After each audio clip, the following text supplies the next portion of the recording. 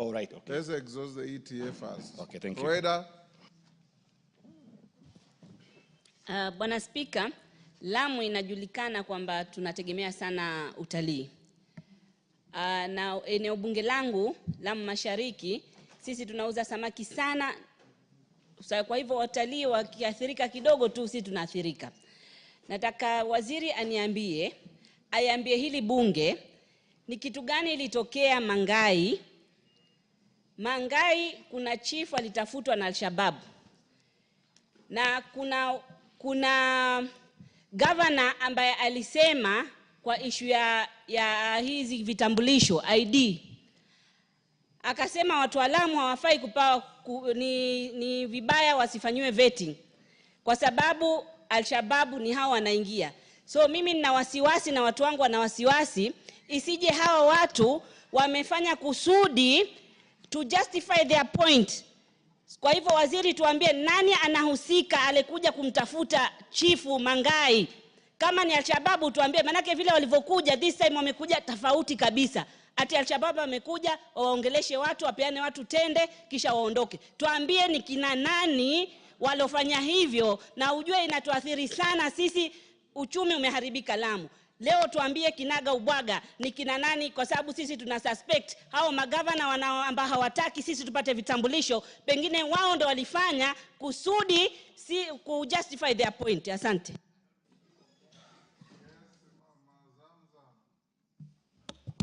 Asante sana Mheshimiwa Spika. Kwanza nikupongeze waziri, ulivyokuwa katika transport ulifanya kazi safi sana. Na niweze kuuliza Mheshimiwa Spika, utaniruhusu kwa sababu ni swali ambalo limenisumbua sana. Ndani ya Mombasa County, Mheshimiwa Waziri, tumekuwa na ukosefu wa usalama. Na vijana wadogo kama ulivyosema miaka yao ni 14 mpaka 19, wameshika vipanga wanakatakata watu. Juzi waliingilia watu pale Makadara ground wakati wa Ramadhani, na kisha tumepata hata cruise ship ya watalii. Watalii wamekuja ndani ya Mombasa, wametuletea pesa Kenya.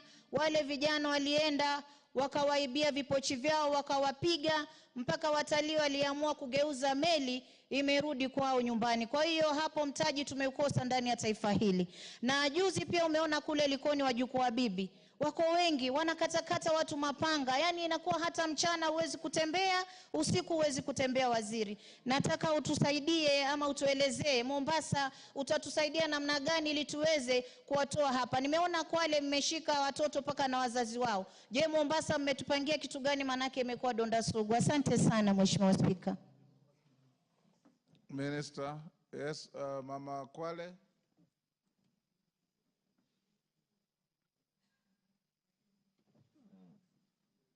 Patia Mama Masito.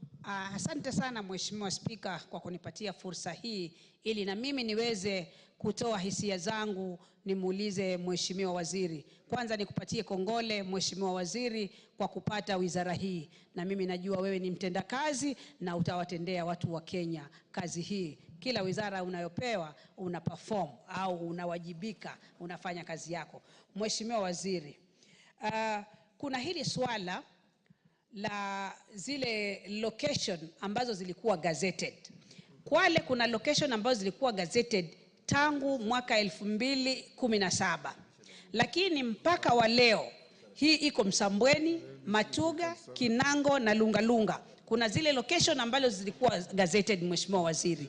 Lakini mpaka sasa hivi bado hatujapata machief, hatujapata wale wa chini wa machifu. Serikali ina mikakati gani ya kuhakikisha watu hawa wameweza kuajiriwa ili kuweza kuwajibika na kuwafanyia kazi watu wa Kwale County? Pili Mheshimiwa Speaker, pia nizidi kutilia pondo lile swala la vijana wa vipanga ambalo limekithiri pale Kwale County sehemu ya Ukunda. Wanajaribu askari kuweza kudhibiti, lakini we need more enforcement, au tunahitaji nguvu zaidi ya kuweza kukabiliana na swala hili. Tunajua ni swala ambalo litaathiri pakubwa. Kuna hoja ya nidhamu hapa. Yes, mbunge wa Bumula. Honorable Speaker, the intention of having joyriding questions is that we remain relevant so that we can dig deeper into the issue that a question a member has raised. So I would indulge you, Honorable Speaker, that if we went that direction, we would expand this and make it easier for the minister, because a lot of members are introducing new questions that the minister would definitely require to go and research so that he brings substantive answers. Thank you, Honorable Speaker. I have said many times, a joyrider must ride on a running horse. You can't just joyride on nothing. Questions that are supplementary to the primary question should be based on that question. Yes, yes, Bashir.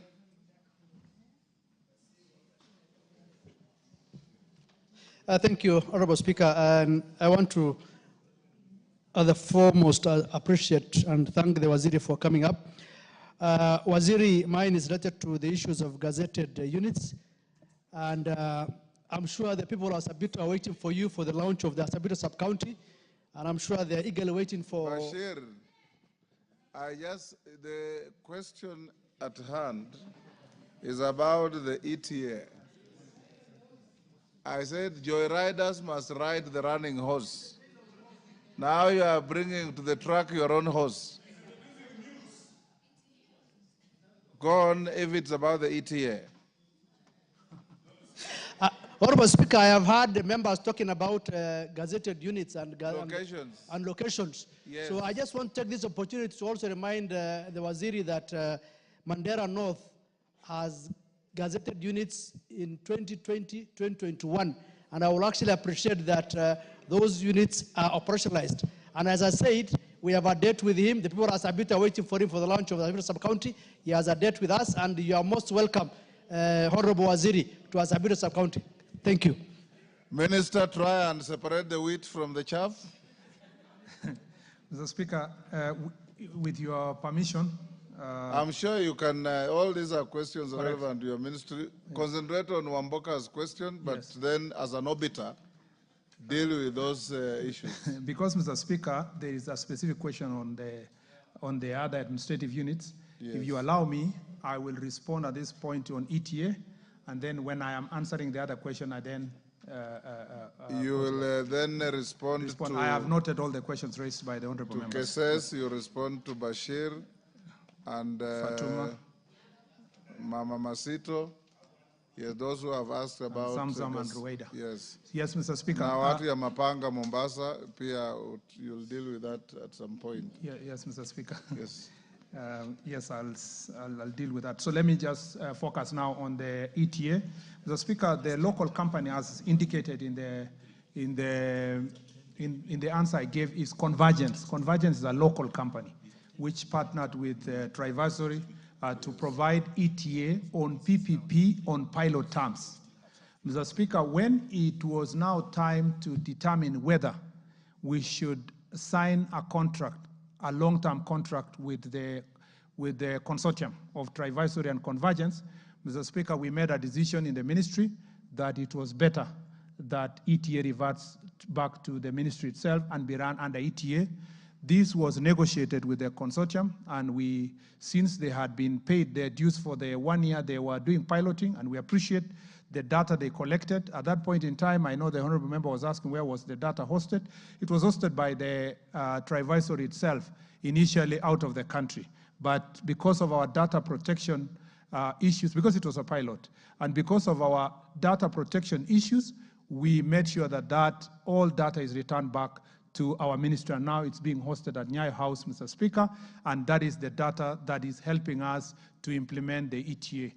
Also, for the benefit of the Republic, they have been, in the last 2-3 weeks, 3 weeks ago, there were many complaints from the public that ETA is slow, ETA is down. It was because we had taken over and we are now ourselves perfecting the system. So we apologize to the public for the challenges we faced when now the ministry itself took it. But the process is now smoother, and we saw it is fit and better that it is hosted by government.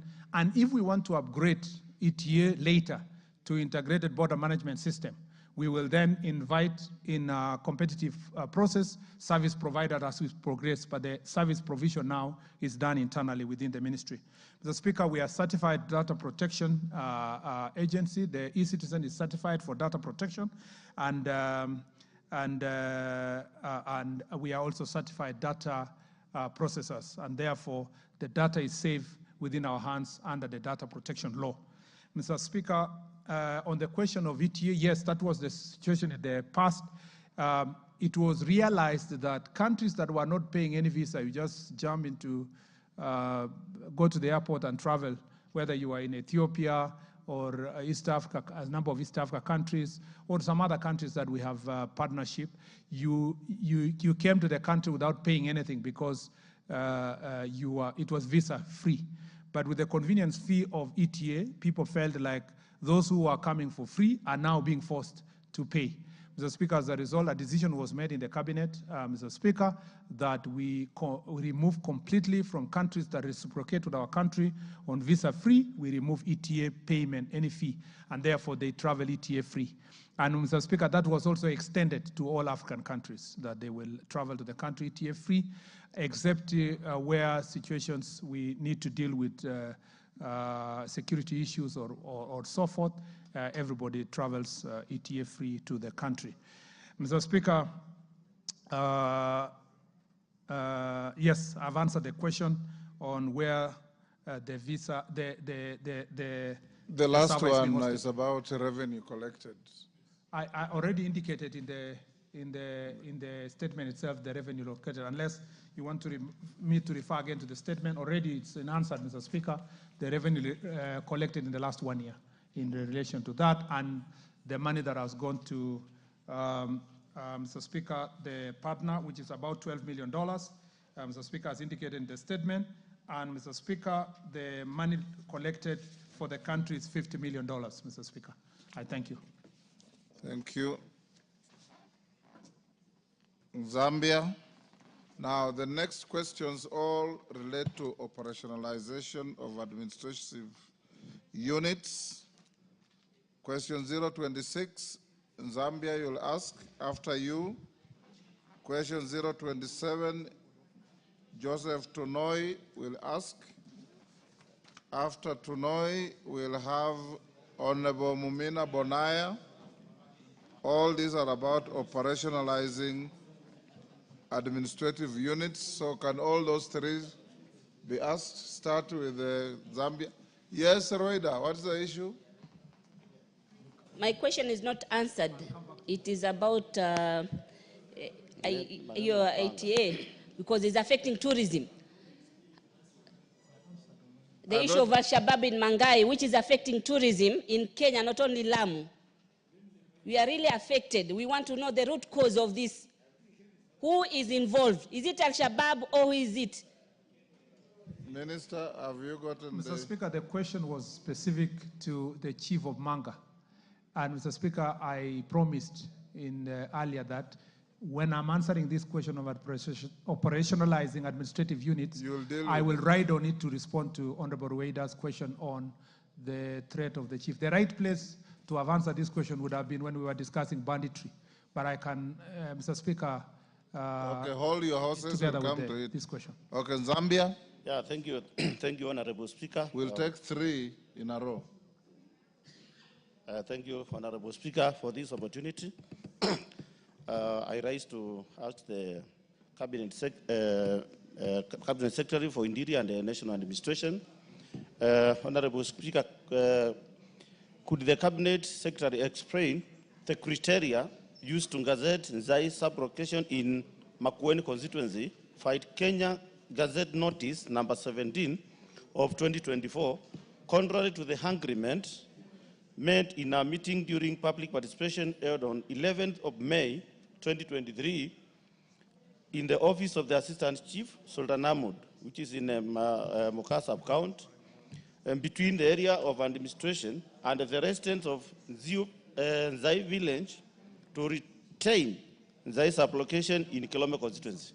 Honorable Speaker, 2, could the Cabinet Secretary consider the regazettement of Nzai sub-location to be within the boundaries of Kilome constituency to enable the residents of Zai sublocation to remain in Muka sub-county in Kilome constituency. Thank you. Joseph Tonui, Kuresoi South. Thank you. Hey, Joseph, go ahead. Thank you, Honorable Speaker. Could the Cabinet Secretary provide the status report on the operationalization of the administrative units in Kuresoi South constituency, including Tinet and Kiptakich, Sotiki, Pararget, and Kabongoi locations, in line with the cassette notice of 21st July 2017. Number 2, state the measures put in place by the ministry to ensure these administrative units are fully operational, enabling the local population to access essential national government services conveniently and efficiently. Thank you, Honorable Speaker. Momina Bonaya, give her the mic. Go ahead. Thank you, Honorable Speaker. Honorable Speaker, could the Cabinet Secretary provide an update on operationalization of newly created administrative units in Isiolo County that were gazetted in March 2022? 2, could the Cabinet Secretary state the measures taken by